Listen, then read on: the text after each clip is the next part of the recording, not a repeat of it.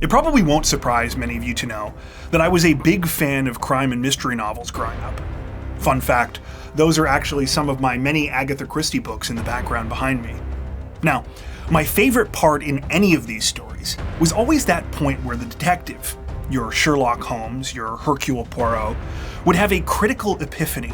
That moment when they realized that something they had heard so far didn't add up, and because of this, they would be able to solve the case.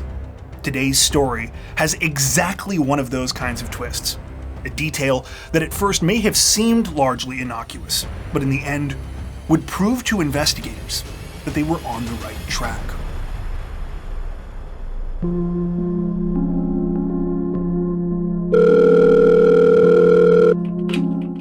Atlanta 911 operator 6074. I need somebody at Lake Haven Way right now. What's going on? Tiffany!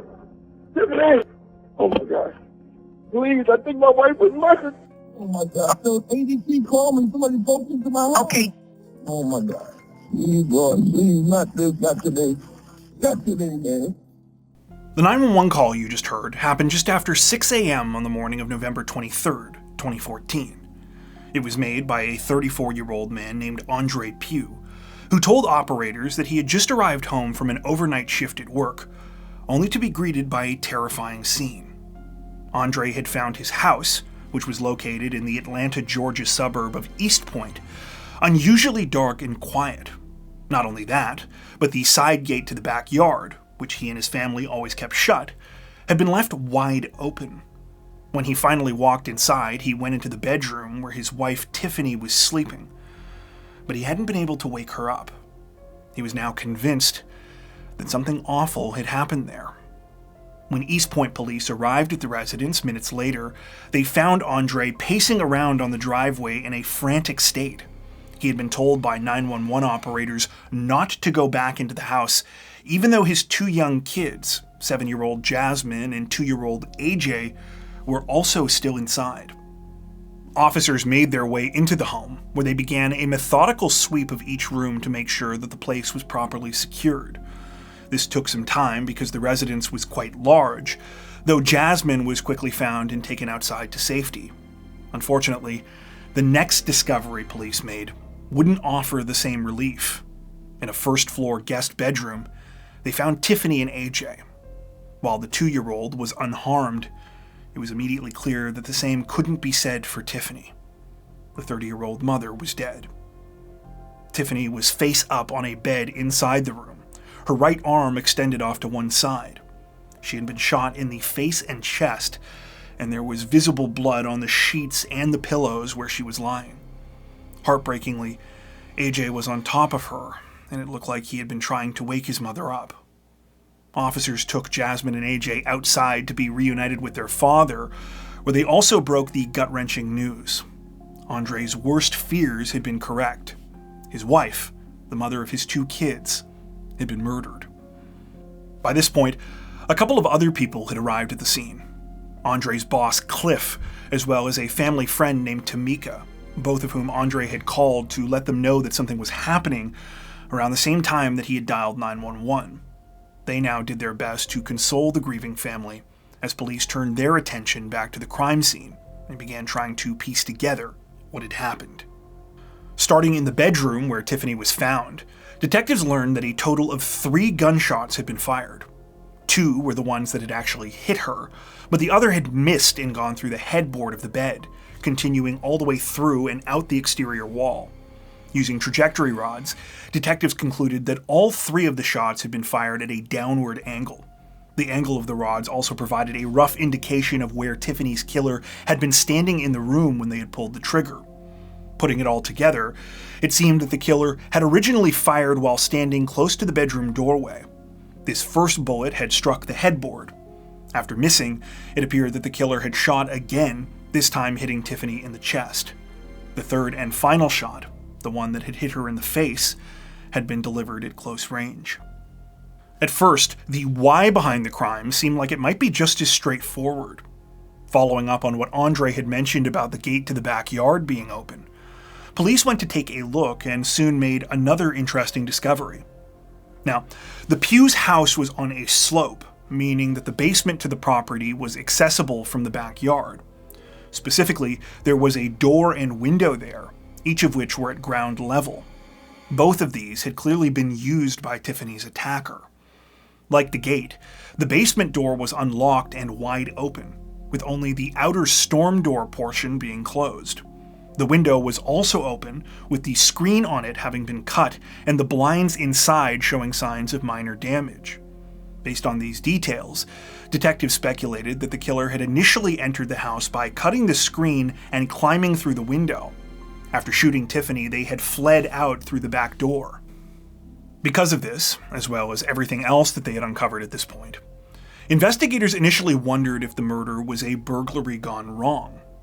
Maybe the perpetrator had killed Tiffany after planning to steal from the house, but had accidentally triggered the alarm and panicked. Of course, there were a couple of problems with this theory. For starters, all signs pointed to Tiffany having been shot in bed while she was asleep. Then there was the fact that nothing actually seemed out of place inside the Pugh residence.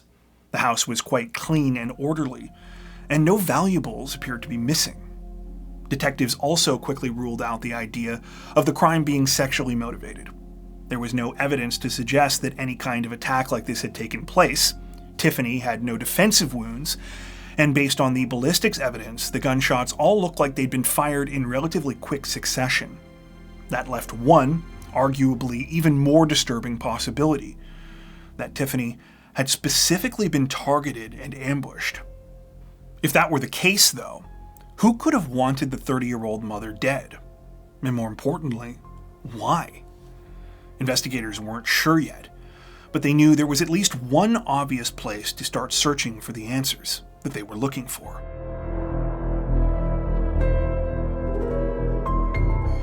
While East Point police continued processing the crime scene, detectives turned their attention to uncovering a possible motive behind the killing. They started by interviewing Andre, both to learn more about Tiffany and to get a proper accounting of his whereabouts at the time of the murder. Andre told investigators that on the night of November 22nd, he had been working his normal gig as a DJ at a popular Atlanta nightclub called Club Onyx. Andre was well known at the club, where he performed under the name DJ Awesome, and as far as he was concerned, it had been an ordinary Saturday. The club was busy, people were having a good time, and things were in full swing well into the early hours of the following morning. Andre explained that he left Club Onyx somewhere around his usual time of 5:15 to 5:30 a.m. He was in the middle of his approximately 35-minute drive back to East Point when he noticed that he had a missed call from his home security company, ADT. He quickly phoned back and was told that the alarm system in his house had been triggered. Initially, Andre said he didn't think much of this. He and his family had a pretty elaborate security system, and it was prone to going off accidentally. Because of this, he had assumed that everything was okay, and in fact, had asked the ADT representative he spoke with to remotely disable the system. He was worried that it was going to wake up his kids who were supposed to be asleep in bed. He then phoned Tiffany just to double check that everything was okay. The thing was, though, Tiffany hadn't picked up any of Andre's 3 calls. Since he was almost home, Andre said that he had tried to convince himself that everything was still fine. However, when he actually pulled into the driveway a few minutes later, he immediately noticed some unsettling signs. These were the same ones that he had mentioned to the 911 dispatchers. The house was unusually dark and quiet, and the gate to the backyard was wide open. I said, if you don't mind, can you just turn off the alarm? That way you don't wake up the kids. At that point, I called my wife. I called her 3 times. She didn't answer. My house was pretty dark. Only thing I noticed was my side gate open. I never leave my side gate open. Now fairly worried, Andre had gone in through the front door, after which he headed directly for the first-floor guest bedroom. On weekends, when he was DJing overnight, he said Tiffany would normally sleep down there so that when he got home early in the morning, he could go right to bed and wouldn't be disturbed when everyone else in the house started getting up for the day. When Andre made it to the bedroom, he said he called out to Tiffany, but he didn't get any kind of response. Because he could see her silhouette in the darkness, he knew that she was there, but the fact that she wasn't answering him really freaked him out. Tiffany was a light sleeper, and she always woke up anytime he tried to talk to her. Andre said the dread and panic of the situation overwhelmed him, and he had immediately run from the house and called for help. Then I go into the house. I was scared. I ain't gonna lie, I was scared. If I say babe, babe, she normally wakes up, especially if I'm in a panic mode. She can hear me. And I said, my wife is not moving. Somebody please go in there and check on her. When asked for more details about Tiffany, Andre said that she was a truly amazing woman. She was incredibly independent and driven, and was basically successful at everything she put her mind to, whether that was her career, her relationships, or her family. Tiffany had been born and raised in Rochester, New York, but had moved to Georgia after finishing high school to attend Clark Atlanta University. It was here, while completing her senior year, that she and Andre had met and ended up falling in love. After graduating with a business degree, Tiffany got a job with Delta Airlines. She started off as a customer service representative, but had quickly risen up through the company. Those who knew Tiffany were blown away by her fierce work ethic, as well as the warm and genuine way that she was able to relate to people. She had an infectious energy, the kind that naturally drew people in. As one friend later put it was impossible to have a bad day when Tiffany was around. Andre told detectives that after dating for a while, he and Tiffany got married and started their family together.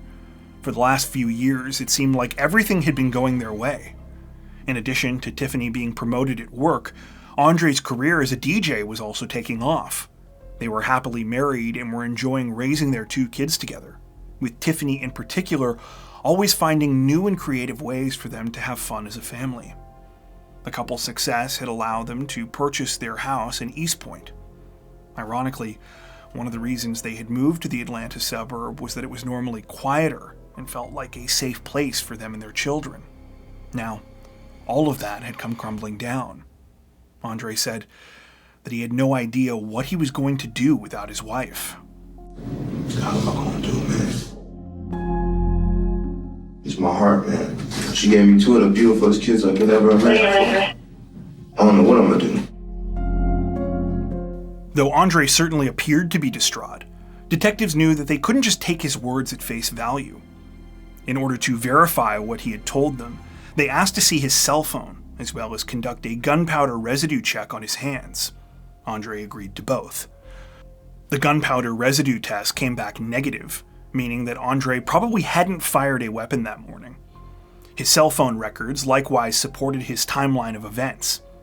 He had received the call from ADT shortly before 6 a.m. He had called 911 just after arriving home, and all his other calls around this time were also accounted for. Just to be absolutely sure, authorities also spoke to Cliff and Tamika, since they were some of the first people Andre had spoken to that morning. Cliff, in particular, was able to give a detailed account of what had happened. He said that he had received a call from Andre just after 6 a.m., and that he had told him there had been a break-in at his home. Upon hearing this, Cliff had immediately offered to come by and help make sure that everything was okay. I got a phone call about 6:05 a.m. From BJ Hassan. Says, I just got a call from the alarm company that my house had been broken into. They went into the basement. I said, do you need me to come to the house? He's like, yeah, come to the house. After speaking with Cliff, detectives received more information from the investigative team back at the crime scene. Unfortunately, most of the news wasn't great. For starters, they hadn't been able to uncover any additional physical evidence that could point to the identity of Tiffany's killer. Fingerprints, DNA, hair, shell casings, none of it had seemingly been left behind. That wasn't the only blow that police had been dealt either. Initially, authorities had been optimistic because as part of their security system, the Pughs had a number of surveillance cameras. The vast majority of these were positioned outside. However, detectives still thought there was a good chance that the cameras had captured footage of the perpetrator. Frustratingly, though, the route that the suspect had taken through the backyard had allowed them to avoid being caught on camera. Detectives weren't sure if this was deliberate or whether the killer had simply gotten lucky, but in the end, all they actually managed to get on video was the killer's car. Even so, the footage was too grainy to make out a license plate. Of course, The video wasn't entirely useless. It revealed that the killer's vehicle was different from Andre's car, which could be seen pulling into the driveway later, shortly before he called 911. The final thing the detectives were able to learn came when they spoke to representatives from ADT. The security company confirmed the time and details of their calls with Andre, and was also able to offer some further information about which alarms in the home had been set off. It turned out that several of the house's windows had been equipped with glass break sensors.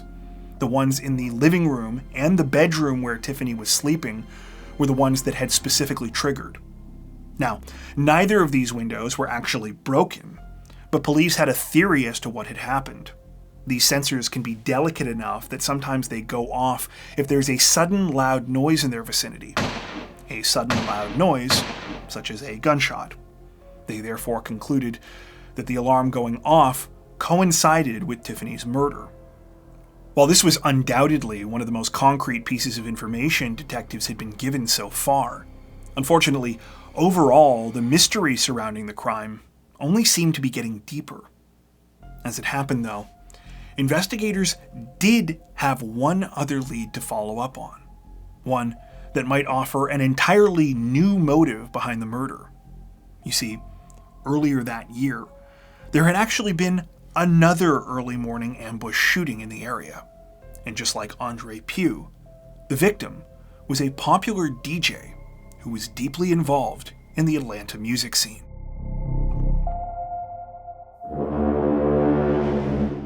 In the early morning hours of January 14th, 2014, so roughly 10 months before Tiffany Pugh was murdered, police in Clayton County, Georgia were called to a residence in the city of Morrow. They arrived to find a man lying unresponsive outside of his house. He had been shot in the head and sadly was pronounced dead shortly after police got there. The man was quickly identified as 38-year-old William Fernando Barnes. However, many people knew him by a different name. In Atlanta's hip-hop and rap scene, he was known as DJ Nando. Now, I'll confess that I personally don't know a ton about hip-hop and rap. They're just not genres of music that I generally listen to. But as I was doing some reading for background context on this story, I really came to respect and admire DJ Nando's career. So, as I understand it, at the time, Atlanta was kind of the place to be when it came to the hip-hop and rap world. It was a who's who of both established and emerging artists, and a huge part of this was driven by the club scene, particularly the DJs who worked those clubs. Because they controlled the music that was played, a lot of these DJs not only became well-known, but extraordinarily influential. You know, they were tastemakers, so whether you were unknown or had already made it, so to speak, if you were an artist, it was important to get them to play your music. DJ Nando got into music pretty late for someone who ended up doing it professionally. He hadn't started until he moved to Atlanta in his early 20s, and quickly became captivated by the artists that he saw there. After buying some secondhand audio equipment, he taught himself to DJ. He surrounded himself with other people who were more established, learned from them intently, and before long had started to build up some serious skills of his own. Eventually, these skills began to be recognized, and he started to make a name for himself in the club scene, specifically for his ability to draw and entertain huge crowds, and for always going the extra mile to put on a good show. According to reports we came across, though, the biggest thing that set Nando apart was his integrity. As you might imagine, given the amount of influence DJs had in the Atlanta music scene, many people just tried to bribe them to get their music played. Nando, though, was known for being brutally honest. If he didn't like something, he would tell you, and he wasn't about to take your money. At the time of his murder, Nando was one of the most well-known DJs in the city and had helped to launch the careers of several artists. One of the clubs he worked at was Onyx. Now, this fact was enough on its own to interest East Point police when Andre told them about it during his initial interview with them. However, when they started looking into the case further, they realized that there were other similarities. Just like in the Tiffany Pugh case, DJ Nando had been killed shortly before sunrise in an ambush attack at his home. Interestingly, that attack had also happened when Nando had come back from a DJing gig. The 38-year-old had just gotten home that January morning and was loading his audio equipment from his vehicle back into the house when he was shot. Unlike in Tiffany's case, the killer had actually been caught on surveillance camera at the crime scene. Unfortunately, the person, believed to be a man, had been wearing a hood and was unrecognizable. Still, the footage revealed that the gunman had shown up at Nando's home a couple of hours before the killing. He had hidden in the bushes near the driveway, running up behind Nando and catching him by surprise before he had a chance to defend himself. Because of these similarities, and the fact that both crimes had taken place in a relatively short span of time, East Point police started to throw around a new theory. What if Tiffany Pugh wasn't the main intended target of the shooting? Maybe someone was actually targeting popular Atlanta area DJs, ones with whom, for whatever reason, they had a grudge against. Maybe whoever had broken into the Pugh's house on the morning of November 23rd thought that Andre would already be home. Detectives asked their counterparts in Clayton County for as much information as they could give them about the DJ Nando case. They began poring over case files, looking for any other common links between Nando and Andre Pugh. Despite their best efforts, East Point police weren't able to find anything that significantly moved the case forward. Part of the difficulty was that DJ Nando's murder was also still unsolved, and Clayton County authorities hadn't really made a ton of progress in the case before this. While the theory that the murders could be connected was still compelling, eventually East Point police decided that they had to move on, at least for the time being. This proved to be a wise decision, as they were about to make a series of discoveries that would blow the case wide open. It began when they noticed a minor detail, one that made it glaringly obvious that something at the center of the investigation wasn't quite right.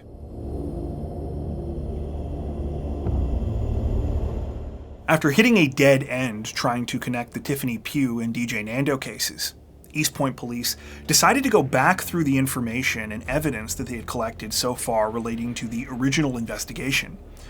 This included reviewing the conversations they had recorded with all of the people that they had interviewed. It was during this process that they came across something big. Well, it was small, actually. Specifically, it was this tiny piece of their interview with Cliff when he was describing the phone call that he had received from Andre the morning of the murder. Says, I just got a call from the alarm company that my house had been broken into. They went into the basement. When detectives listened to this bit of the conversation again, something immediately clicked. They played the tape back a couple more times just to be absolutely certain, because at first they kind of couldn't believe what they were hearing. But sure enough, they were correct. So, if you'll remember, when police checked with ADT to ask them about the Pugh security system, the company told them that the alarm had been triggered by those glass break sensors in the bedroom and the living room. Notably, they hadn't said anything about any other entry or exit points in the house, because those hadn't alerted. Detectives now realized that this was a problem, not for ADT, but for Andre. How exactly had he known that Tiffany's killer had gotten in through the basement? Andre hadn't gone into the backyard that morning, and he had never gone into the basement while he was inside the house. As we just established, ADT certainly hadn't told him that the house had been broken into from the basement. So why did he tell Cliff this during his phone call? Remember, he made that phone call before police ever arrived at the scene and discovered the open back door and the cut screen on the window. Understandably, detectives now had a lot of questions for Andre. But of course, they also had another problem. They still had all of that evidence from before that seemed to verify his alibi, and they felt that it was too soon to confront him directly. Fortunately, they were about to have a very illuminating conversation with someone who would help to fill in a bunch of the missing pieces. That person was Tiffany's father, Tommy Jackson. By this point, Tommy had flown to Georgia from his home in Nevada and was eager to help with the case in any way he could. He started by giving police some valuable new information about his daughter and son-in-law's relationship. Contrary to what Andre had told police, Tommy said that his and Tiffany's marriage was crumbling. In fact, shortly before her murder, Tiffany had confided in him that she was planning to move ahead with a divorce. This was a pretty big deal, he claimed, because Tiffany was the one who actually financially supported the family. It was her job that paid most of the bills, while Andre was generally pretty bad with money. After hearing about the divorce, Tommy had called Andre to see how he was handling things. Andre had reassured him that everything was fine and that he was going to be okay.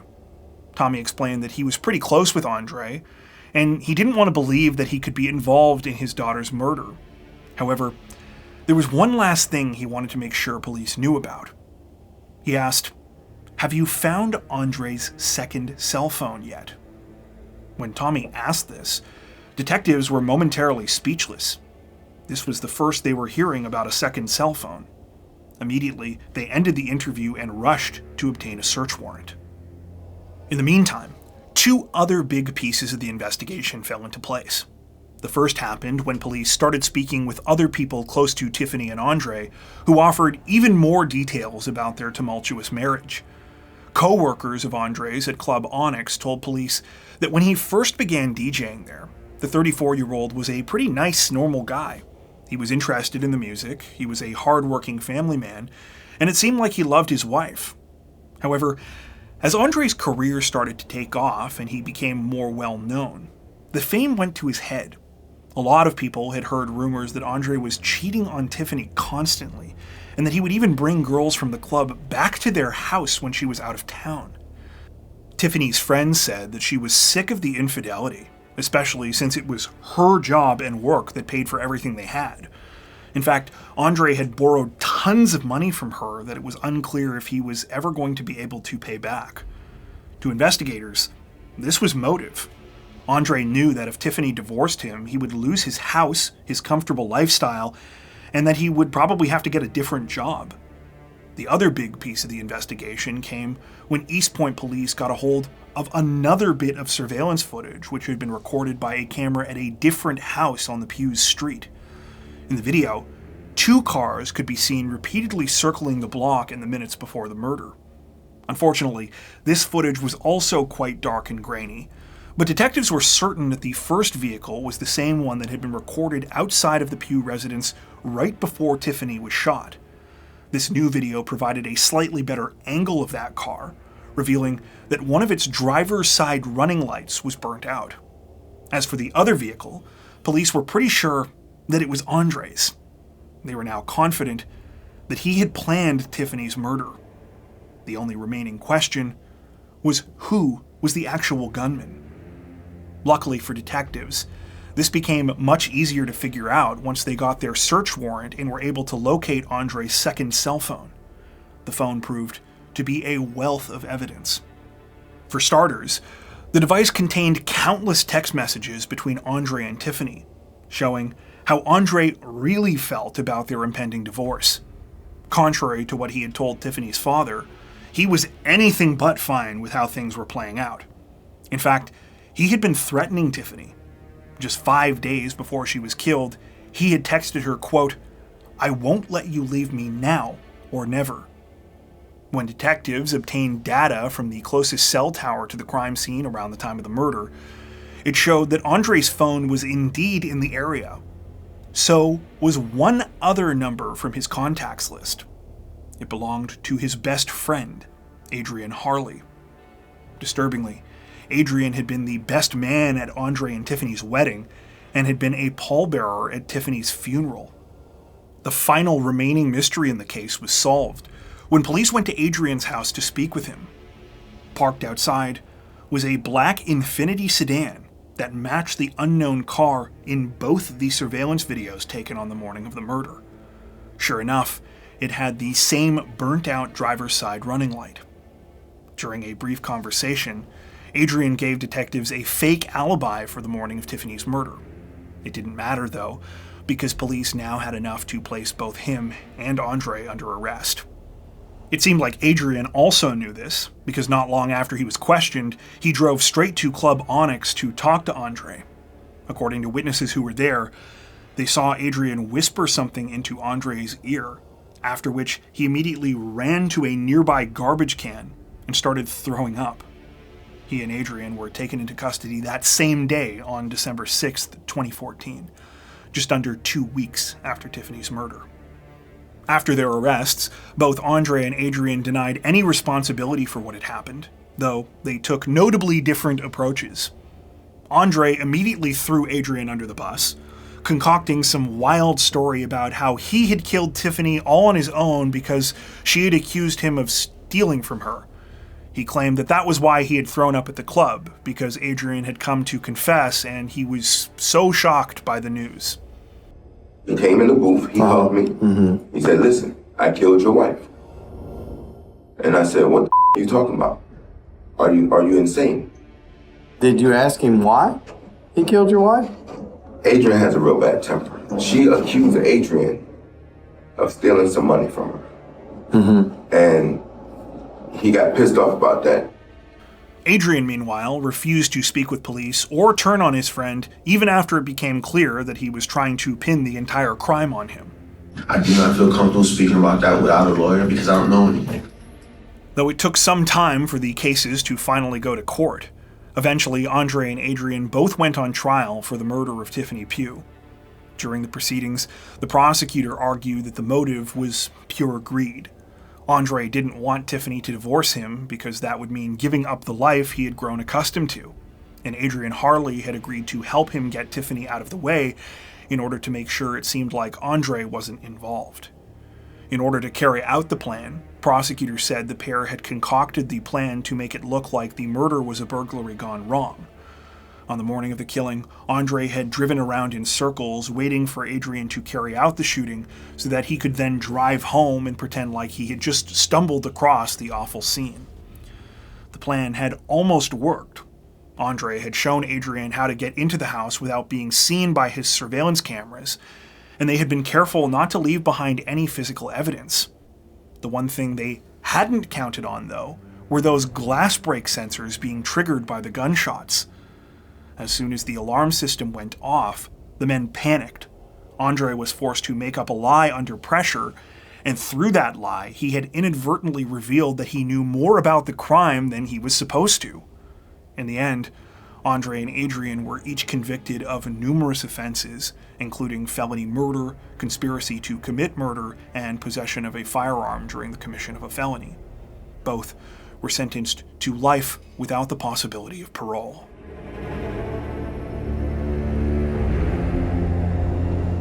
As you might imagine, the revelation that Andre had planned Tiffany's murder came as a huge blow to her friends and family, even those that knew about the problems in their marriage.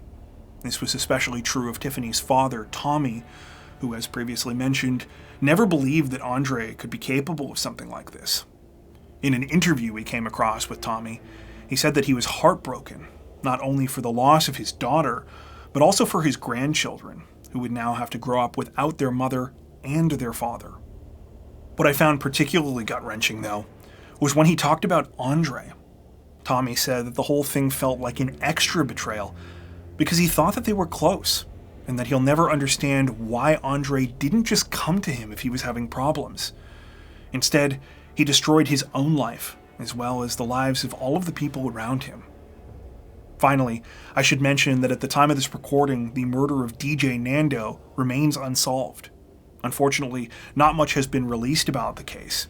However, according to a couple of sources we came across in our research, police are still actively investigating whether the two cases might be connected after all. Specifically, whether Andre and Adrian might have had something to do with his murder. Before we wrap up, we'd like to take a second to give a huge shout out to everyone who has made it this far into the video. Seriously, thank you so much for watching. If you found today's upload interesting and informative, we'd be honored if you'd consider liking and subscribing, as well as hitting the notification bell and selecting all notifications to stay up to date with our latest releases. If you're looking for additional ways to help support the channel, we'd love to have you join us over on Patreon. Patrons get ad-free and early access to all of our content, as well as 4 additional stories per week for each of our Crimes of the Week and Crimes of the Week International videos. You can learn more at patreon.com/crimezone, where you'll also find some of the fine folks whose names are currently on screen. All that being said, we understand that not everyone has the means to support financially, and that's totally okay. We appreciate every like, sub, share, and comment that you send our way. Once again, thanks so much everyone, and take care.